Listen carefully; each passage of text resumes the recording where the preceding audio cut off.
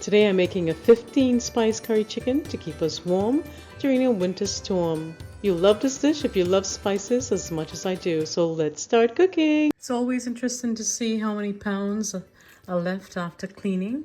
Remember, this was 9 3/4 pounds when out of the package, and after cleaning it's just 7 pounds 1 ounce, 1.6 ounces. And I left a few pieces with the skin because I like the skin. It'll just be a treat. I'll season with 1 cup of green seasoning. Start with a tablespoon of salt. That's 3 teaspoons.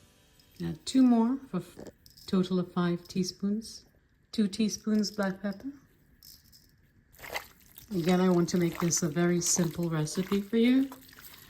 On the blog, I will have this recipe so you don't have to cook 7 pounds, or do the calculations yourself. Just marinate it well, and I'm putting all the seasoning now. I want to make it simple, as I said.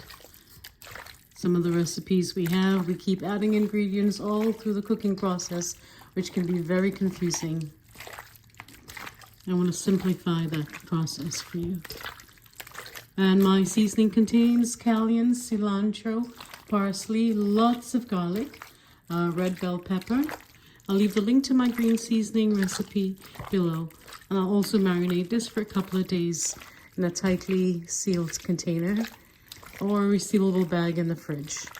If I'm not going to cook it within the next 2 days, I'll place it in the freezer, probably pull it out on Saturday and cook, defrost and cook. And in an effort to move away from plastics or storing my food in plastics, I'm not fully converted yet, but I'm starting with these enamel pans. I will pour the chicken into the pan, and it has a cover which makes it easy for storing. And even if you bake something in these pans, you can easily cover it and put it in the fridge or the freezer. So it's perfect for prep and cooking as well. Straight from cooking to the fridge. I'll just cover it, wash my hands, cover it, and let it marinate. Simple, snap and seal. You'll find a link below or in my Amazon store. I apologize, but at this point I lost the sound on the video. But the show must go on. Here are some of the spices that I'm using, and I'm going to leave it up to you to count the spices to see if I'm really at 15 spices or less or more.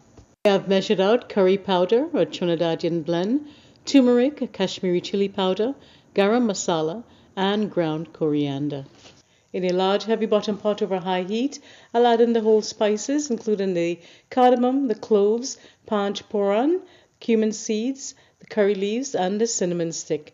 Remember that the panch phoron, I used it in my last video, contains fenugreek, also known as methi, nigella, also known as kalonji or black seed, cumin, fennel, and mustard seeds. We'll allow those spices to sizzle just for a few seconds until fragrant, and then we'll add in the sliced onion and hot pepper and cook until the edges of the onion begin to brown. This will take a couple of minutes, so be patient. We are creating the foundation of a very delicious curry. I love spices not only because they add earthiness, sweetness, warmth, and overall flavor to the dish. They are packed with antioxidants, anti-inflammatory compounds, and nutrients that support digestion, circulation, and overall well-being. Once the edges of the onion are brown and the entire house smells like caramelized onion, we'll add in the curry powder, turmeric, Kashmiri chili powder, garam masala, and ground coriander, and we'll stir continuously for a couple of minutes, and we'll add about half cup of water and continue to cook to develop the flavor of that curry and the spices. Keep stirring so that it cooks evenly and it does not stick to the bottom of the pot.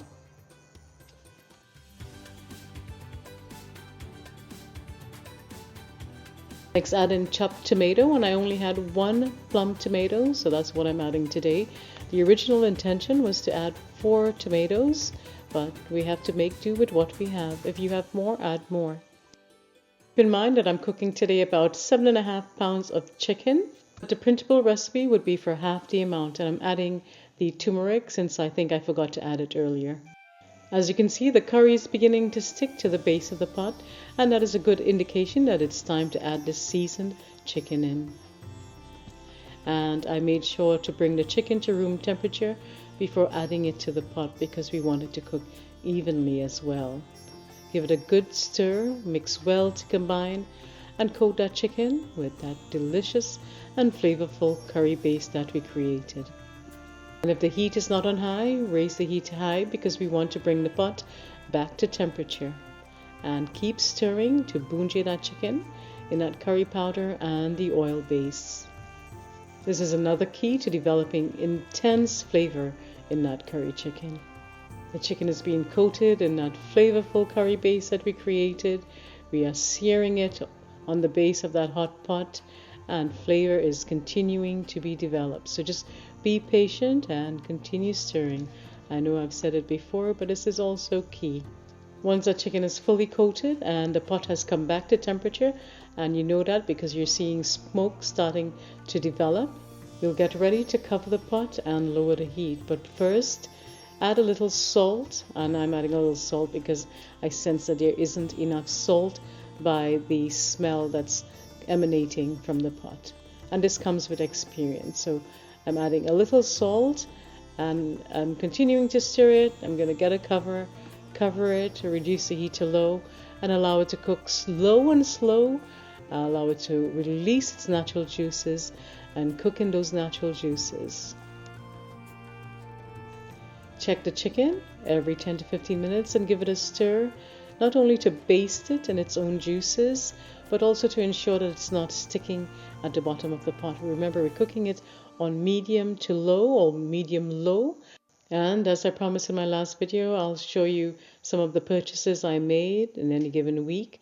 And today I bought some of these 6-inch and I believe 7-inch liners. I'll leave the link in the description box. They come in very handy when I am making or forming out dough to be stored in the fridge or the freezer. I place these liners in between the dough so they take up less space in a resealable bag.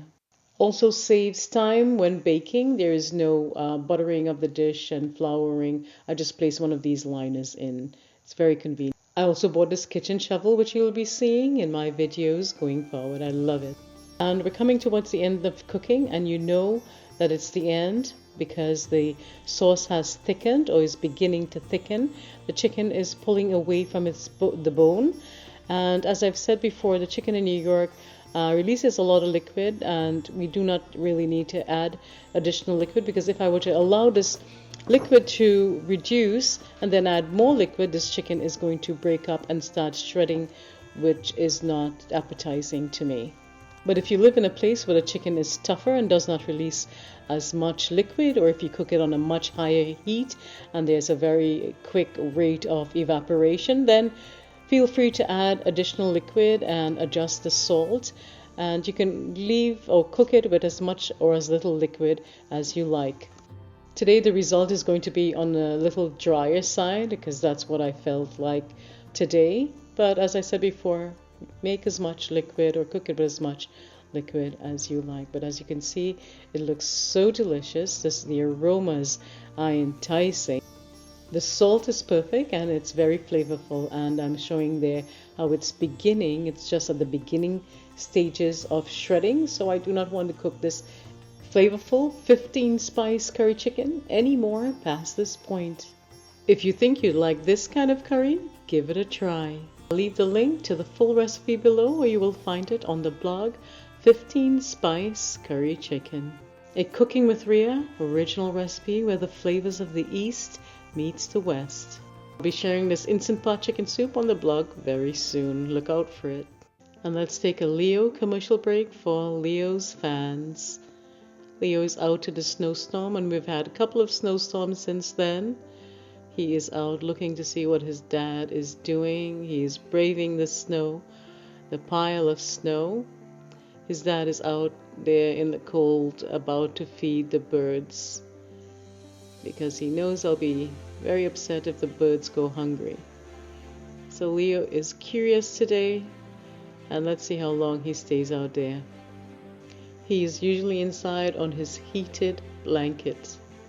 I think this day we got like 6 or 7 inches of snow, but the following snowstorm we had about 2 to 3 feet, 4 feet in some areas. How is the weather where you live? I'm sure for those in Trinidad it's nice, but those of you in Canada, I heard that you're getting a lot of snow as well. It's such a beautiful sight.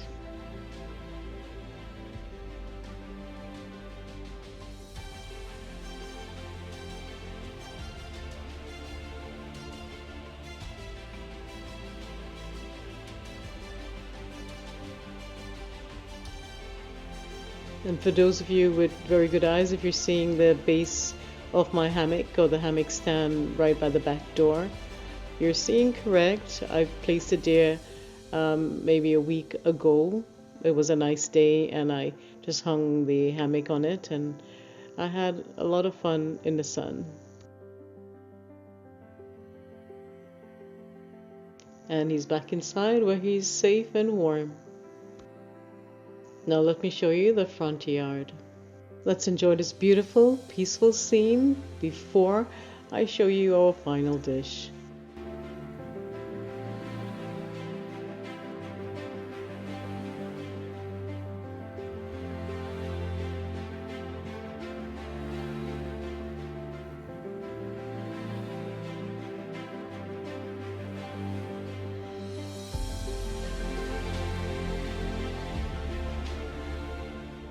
And because it's a very, very cold day today, I do not want to spend hours in the kitchen, so I'm keeping our lunch very, very simple. Just this chicken and rice, no dal, no stewed red beans, chicken, 15 spice curry chicken, freshly steamed rice, and this cucumber and onion chow. I took an English cucumber, the long, thin cucumbers. I peeled it thin, sliced it thinly. I added sliced red onions as well, using one of those mandolins, chopped garlic, bandania. If you don't have bandania or shadabeni, you can use scallion, cilantro, or parsley, followed by salt and black pepper.